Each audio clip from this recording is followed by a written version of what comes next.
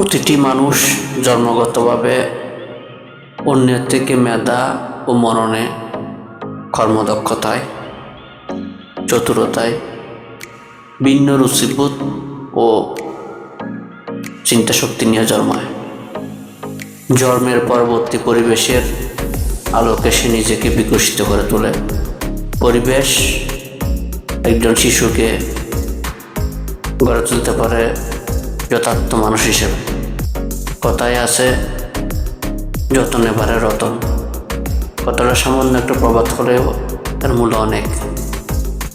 বিজ্ঞান, দর্শন, সাহিত্য সর্বক্ষেত্রে মানুষের ব্যাপক অগ্রযাত্রা সম্ভব হলেও মানুষের মনস্তাত্ত্বিক পরিবর্তন অনেকটা এখনো ক্ষীণ। আমরা নিজেদের সার্বজনীন হিসেবে উপস্থাপন করি, বাস্তবে আমরা কি সার্বজনীন? না। প্রত্যেকের অবস্থান এবং নিজেদের শক্তি প্রদর্শনের জন্য আমরা ব্যস্ত। কেউ কাউকে ছাড় দিতে নারাজ। আমি প্রতিনিয়ত সাম্যের বাণী ছড়াই। আমি কতটুকু সাম্যবাদী? আমার জীবন কতটুকু অন্যের জন্য বিলীন? আমি মানুষকে প্রতিনিয়ত উপদেশ দিই। সেই উপদেশে কতটুকু প্রভাবিত আমার জীবন? আমি মানুষকে নিজের পাণ্ডিত্য উপস্থাপন করি।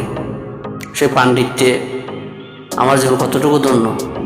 সেই পাণ্ডিত্যকে আমি যথাসময়ে, যথাস্থানে, যথাযথ মানুষের কাছে কি উপস্থাপন করতে পারি?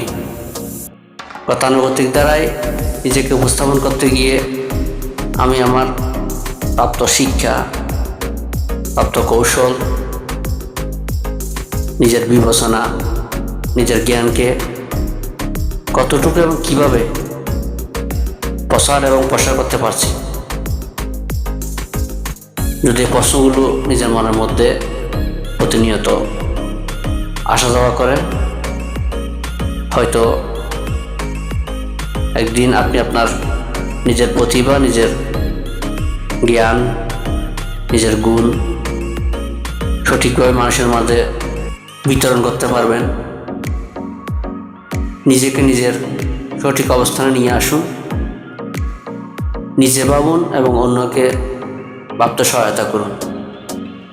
নিজের জীবন এবং অন্যের জীবন আপনা আপনি উজ্জ্বল থেকে উজ্জ্বলতর হবে।